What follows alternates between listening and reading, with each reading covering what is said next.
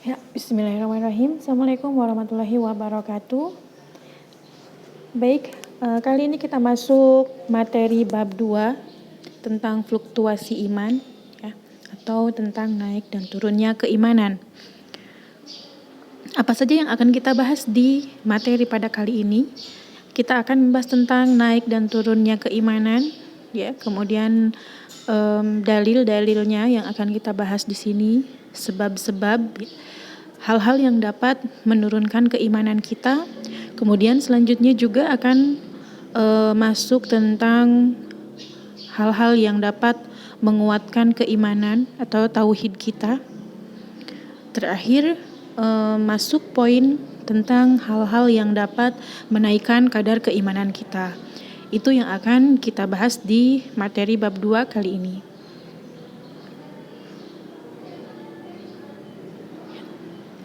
Kita masuk tentang naik dan turunnya keimanan di sini. Ya.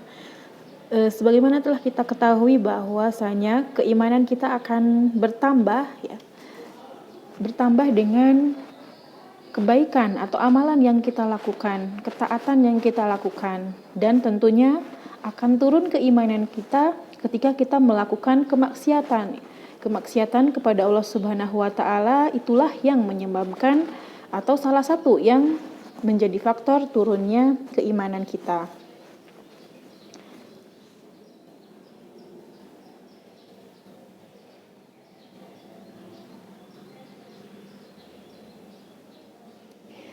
Ya, jadi ketika hidup kita merasa tenang, ya, lapang dada, ibadah sangat ringan dan nikmat untuk dikerjakan, itu tandanya bahwa kadar keimanan kita sedang bertambah atau sedang dalam posisi ketaatan, ya, kepada Allah Subhanahu wa taala, dalam posisi di atas.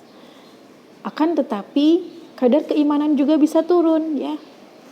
Karena jika tidak dijaga dengan baik, jika tidak dijaga dengan optimal, oleh siapa? Oleh kita sendiri tentunya.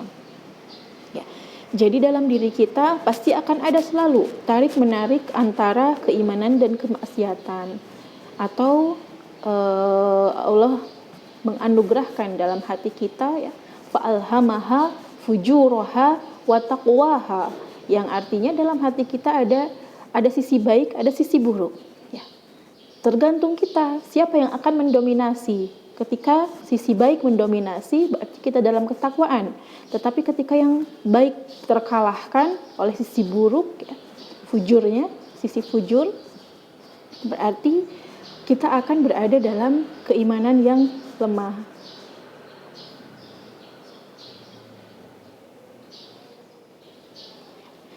Selanjutnya kita masuk ke dalil nakli, ya. Dalil nakli yang berarti dari Al-Quran ataupun hadis, ya, tentang naik dan turunnya keimanan ini. Kita lihat di sini untuk dalil nakli dari Al-Quran ada beberapa, ada sangat banyak sekali, ya, disebutkan. Boleh sambil dibuka buku paketnya, ya. Di buku paket ada di halaman 20, silakan dibuka bukunya. Ini kemudian dari hadis pun juga ada 2 hadis yang akan kita sebutkan. Yang pertama surat Al-Fat ayat 4. Di sini tentang kadar keimanan seseorang itu akan bertambah, ya.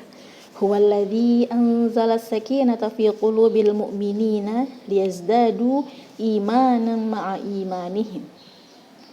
Dialah yang telah menurunkan ketenangan dalam hati seorang mukmin, ya, menambah keimanan atas keimanan mereka yang telah ada. Jadi saling menguatkan.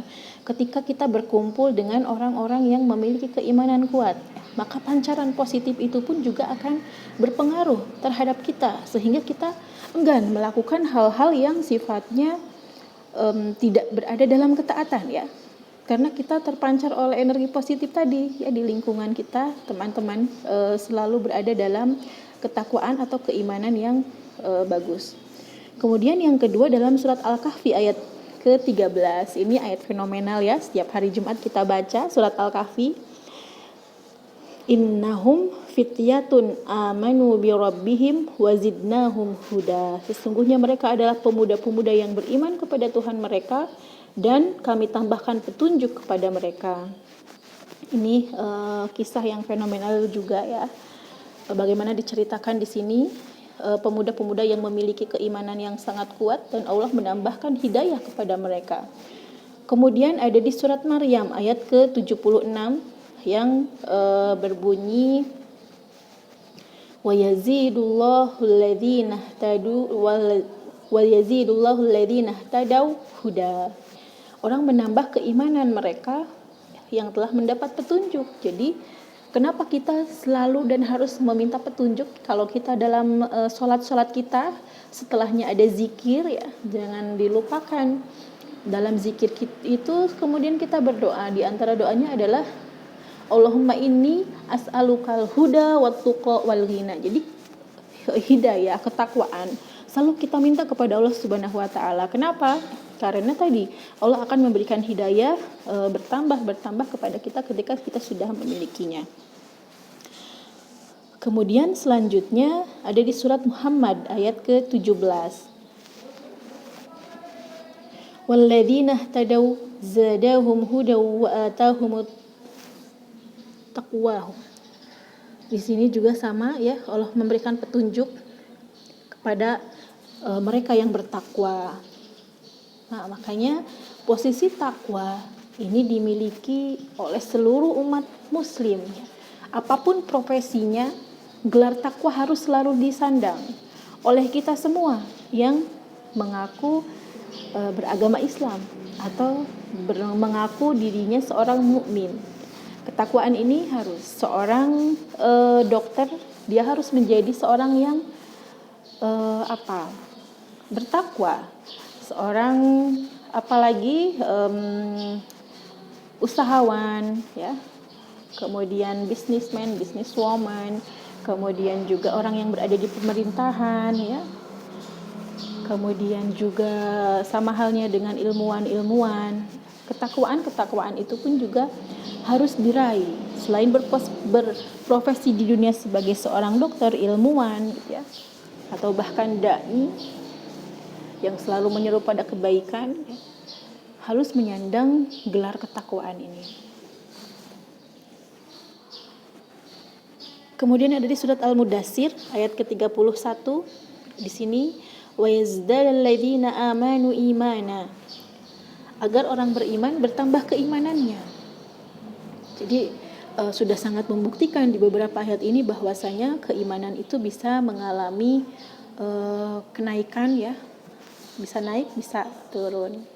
Kalau kemarin di bab 1 kita sudah membahas bahwa imannya seorang muslim itu naik dengan kebaikan ya, atau dengan ketakwaan, kemudian turunnya itu dengan kemaksiatan. Jadi seperti itu ya, ada fluktuasinya, ada naik, ada turun. Kadang-kala kita ingin ibadah tuh rajin tanpa disuruh, tanpa ada rasa malas, tanpa ada rasa kesal gitu ya, baik itu di rumah ataupun di asrama. Tapi ada kalanya enggan ya, dalam artian tidak bersemangat, menunda-nunda waktu beribadah gitu ya. Seperti itu. Yang terakhir di surat Al-Imran ayat ke-173. Alladzina qala lahumun nas innan nasa qad jama'u lakum fakhshawhum fazadahum imana wa qalu hasbunallahu wa ni'mal wakil.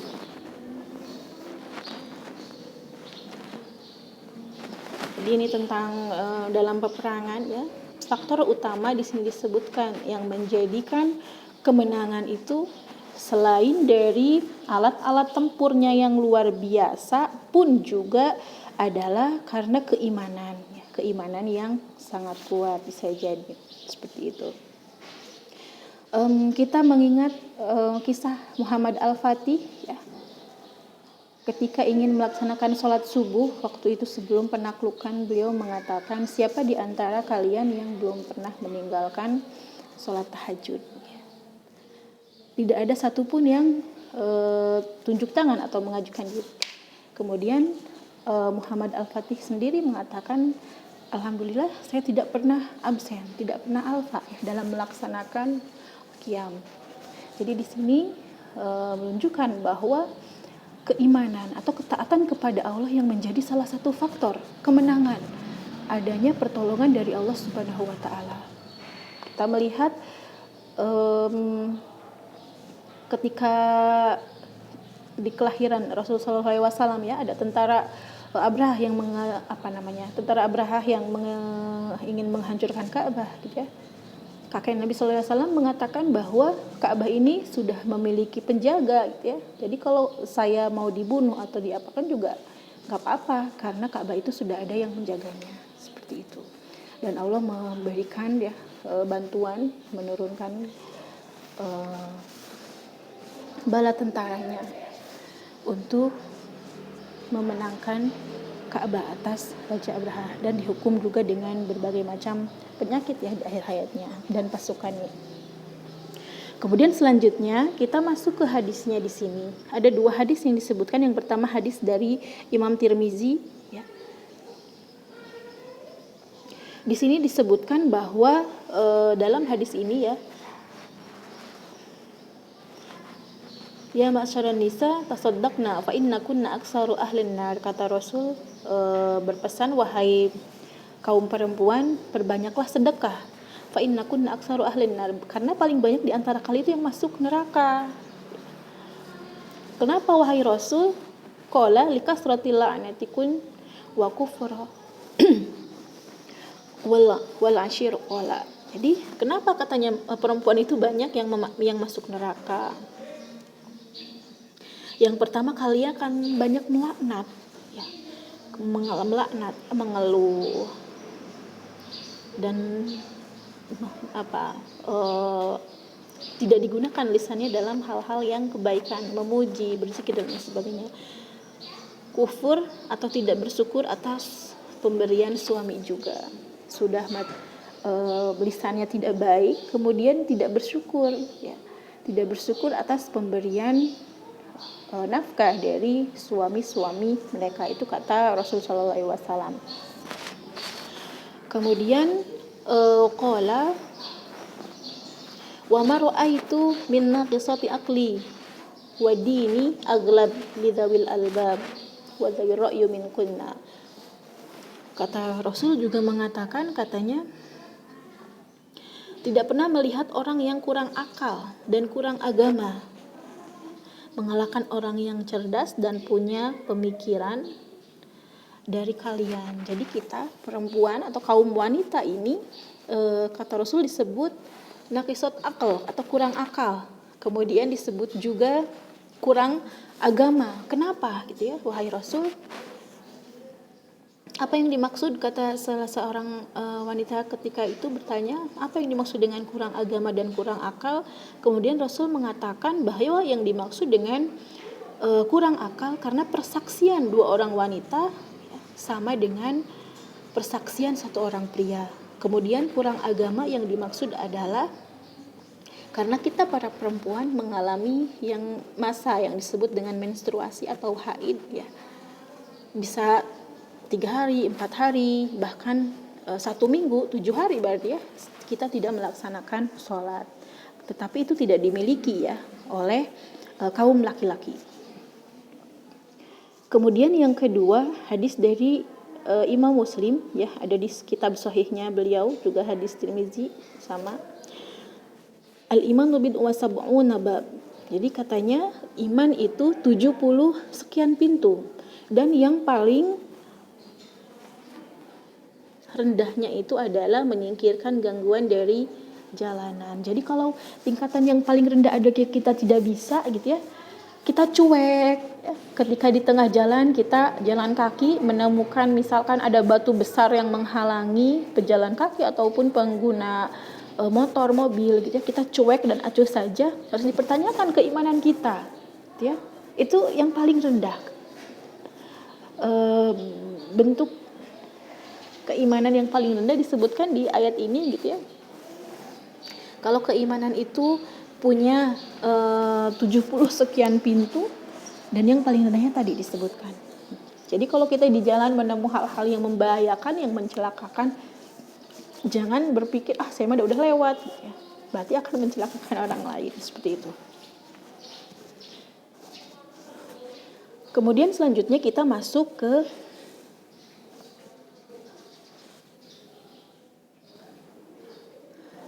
sebab-sebab ya di sini, sebab-sebab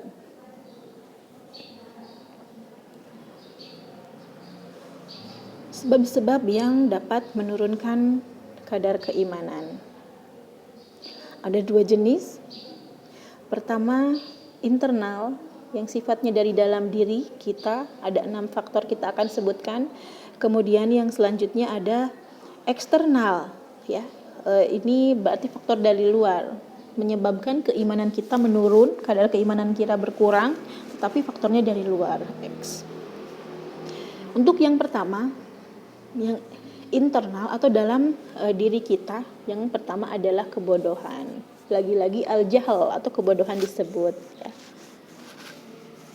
Bisa jadi orang yang berbuat jahat, orang yang berbuat curang karena tidak tahu kalau perbuatannya itu dilarang oleh agama, karena kebodohan atau karena ketidaktahuan, tidak ada ilmu yang belum sampai ya. Tapi ini pun juga makanya tidak boleh dipelihara gitu ya. Itulah kenapa ada keharusan menuntut ilmu itu. Dari kalau ada kata hikmah ya, minal mahdi ilal lahdi, ya, itu kata hikmah, kata-kata bijaksana mengatakan dari buayan sampai liang lahat gitu ya. Atau menuntut ilmu itu sepanjang masa, selama kita masih menghirup udara di dunia, selama ruh masih ada. Itu kenapa ilmu agama ini sangatlah penting gitu ya. Bukan hanya yang masuk jurusan keagamaan saja yang mempelajarinya, akan tetapi agama itu adalah pokok atau tiang utama gitu ya dalam kehidupan ini. Semuanya harus belajar, bukan hanya orang-orang tertentu dan siapa-siapa saja. Kemudian yang kedua, karena ketidakpedulian terhadap urusan agama.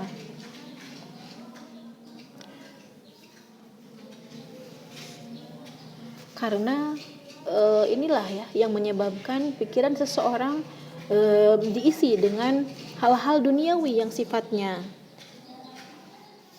yang akan menyebabkan lalainya daripada zikir kepada Allah Subhanahu wa taala.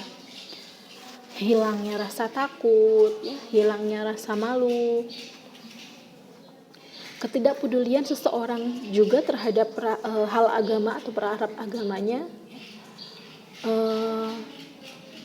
menjauhkan dia juga dari taubat, karena dia tidak merasa berdosa ketika melakukan kesalahan atau kemaksiatan. Ataupun juga akan menjadikan seseorang sombong, angkuh gitu ya, karena sikap tidak peduli ya, dan tidak mementingkan rendah hati atau kesederhanaan. Kemudian faktor yang ketiga adalah keengganan melakukan kebaikan. Yang dimaksud dengan keengganan melakukan kebaikan di sini adalah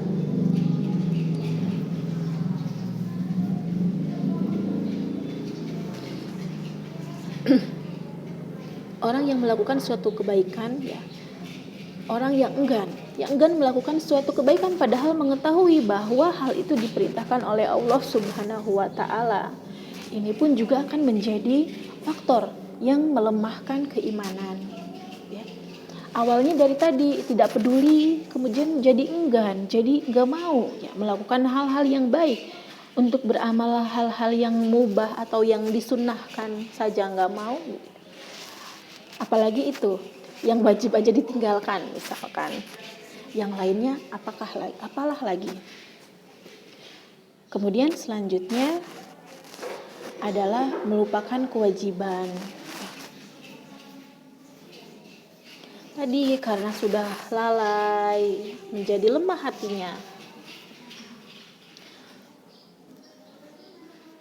Seharusnya waktunya diisi dengan energi ya yang lebih banyak menambahkan amal soleh, karena jika tidak akan diisi dengan kesenangan duniawi yang semu, mengumpulkan harta, mengumpulkan apalagi ya, banyak hal yang sifatnya duniawi, sehingga semakin jauh dari zikir kepada Allah Subhanahu wa taala, melupakan tugasnya, kewajibannya. Kalau pelajar lupa dengan kewajibannya belajar karena lalai misalkan gitu ya. Awalnya tidak mengerjakan tugas, tugasnya sepele, nanti aja. Dari nanti aja hingga sampai sama sekali tidak mengerjakan, misal gitu ya. Sama halnya dalam ibadah, keimanan pun juga seperti itu. Awalnya menyepelekan sehingga melupakan hal-hal yang wajib. Selanjutnya menyepelekan perbuatan dosa. Nggak apa-apa, cuman minum berdiri. Nggak apa-apa, cuman gitu ya, pakai uang 100, uang infak atau uang masjid misal gitu ya, dan lain sebagainya. Terakhir, jiwa yang selalu memerintahkan kepada perbuatan jahat. Innan nafsa la'ammaratun bisu. Imam Ibnu Qayyim Al-Jauziyah pernah mengungkapkan bahwa Allah menggabungkan dua jiwa, yakni jiwa yang jahat dan jiwa yang tenang dalam diri manusia. Sebagaimana tadi yang disebutkan di dalam Al-Quran, fa'alhamaha fujuraha wa taqwaha. Jadi selalu ada. Tapi beruntunglah ketika kita tampil di permukaan pun sebenarnya bukan karena kebaikan yang kita lakukan ya, tetapi karena Allah menutup aib-aib yang kita lakukan. Masih banyak aib-aib yang Allah sembunyikan atau Allah tutup ya, menggantikan dengan kebaikan-kebaikan yang tampak di luar. Sehingga dari inilah kita harus senantiasa dan selalu memperbaiki diri ya, bahkan harus berusaha mengalahkan sisi buruk yang ada dalam diri kita. Kita masuk ke sebab-sebab eksternal. Ada 3 faktor di sini. Yang pertama adalah setan ya. Jadi setan itu memang selalu seperti itu ya. Selalu merusak keimanan. Jadi ingin banyak teman gitu ya. Kalau kita gitu kan ya, dalam hal misalkan contohnya pemilihan ketua BEM atau pemilihan presiden gitu ya. Ketika kita ingin banyak anggota yang masuk ke tim kita gitu kan, merayu sama dengan setan pun seperti itu. Mereka menginginkan kaum manusia ini menjadi teman-teman mereka nanti ya. Ketika di hari atau yaumul jaza atau di darul akhirah, di tempat yang abadi nanti gitu ya, kehidupan setelah hari akhir. Dan kenapa makanya di sini disebut setan ya, syaitan, ini bisa jadi dari manusia ataupun jin ya. Kalau kita lihat Allah itu menciptakan 3, malaikat, jin, dan manusia, itu aja. Jadi kalau yang disebut dengan setan itu jin, tapi bisa jadi setan itu minal jinnati wan nas gitu. Bisa jadi setan itu artinya waswasa yang selalu membisikkan hal-hal yang buruk ya. Bisa jadi dari manusia ataupun dari jin. Sama gitu. Di sini juga yang menjadi faktor itu bisa jadi setannya itu dalam bentuk jin, memang goib, tidak tampak, atau setan yang berbentuk manusia yang mengajak kita berbuat hal-hal yang kemaksiatan atau mengajak bermaksiat, mengingkari Allah Subhanahu wa taala. Gitu ya. Jadi harus diingat, syaitan itu sifatnya ya. Kalau yang gaib berarti yang waswasa atau yang membisikkan itu berarti dari jin. Tapi kalau bisikannya itu nyata, teman kita yang mengajak kita berbuat maksiat, itu disebut syaitan juga gitu ya. Tapi berwujud manusia, minal jinnati wan nas. Kemudian yang selanjutnya yang kedua adalah rayuan dunia. Ya. Di sini di surat Al-Hadid ayat ke-20. I'lamu annamal hayatud dunya la'ibu wa lahu wa zinatu wa tafakhuru bainakum wa takatsuru fil amwal wal aulad. Ya. Sesungguhnya kehidupan dunia banyak permainan, dari senda gurau, ada perhiasan, dan saling membanggakan di antara kamu serta berlomba-lomba dalam kekayaan ya. Kemudian anak dan keturunan dan lain sebagainya. Ini adalah rayuan-rayuan dunia. Kalau Ibnu Qayyim Al-Jauziyah mengibaratkan hati kita ya, hati manusia itu sebagai suatu wadah bagi tujuan hidup manusia, baik itu tujuan hidup di dunia ataupun di akhirat dengan kapasitas tertentu. Ketika tujuan dunia yang tumbuh, maka akan mengurangi porsi tujuan akhirat. Begitu pula ketika porsi tujuan ukhrawinya bertambah, yang akan berkurang itu adalah porsi tujuan duniawinya. Gitu. Jadi di situasi mana ya, itu yang menguasai hati seseorang. Ketika porsi yang tersisa sedikit itu akhirat, inilah awal dari menurunnya keimanan. Kemudian yang ketiga adalah pergaulan yang buruk. Dengan siapa kita berteman, kita bisa menilai seseorang, atau dengan siapa dia berteman, kita bisa menilai dirinya. Al-mar'u 'ala dini khalili, falyanzur ahadukum may yukhalil. Seseorang itu terletak pada agama temannya, teman dekatnya, sehingga masing-masing kamu sebaiknya melihat kepada siapa dia mengambil teman dekatnya. Jadi teman yang soleh, yang selalu memerintahkan kita berbuat kebaikan atau melarang daripada berbuat larangan Allah gitu ya. Jadi larangan dari Allah Subhanahu wa taala ditinggalkan. Siapa saja yang selalu mengajak kebaikan, yang ingat mereka inilah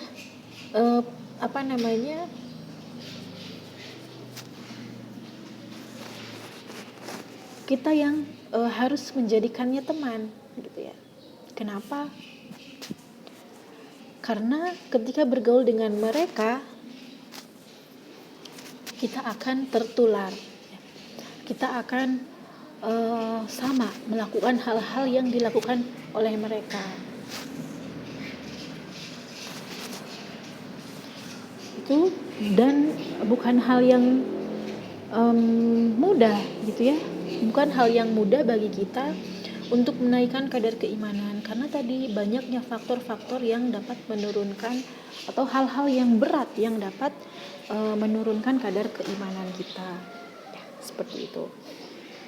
Sampai di sini dulu untuk hari ini ya. Kita berjumpa di video selanjutnya untuk materi bab 2 ini ya. Sampai akhir di video selanjutnya. Alafu minkum bila taufiq hidayah. Wassalamualaikum warahmatullahi wabarakatuh.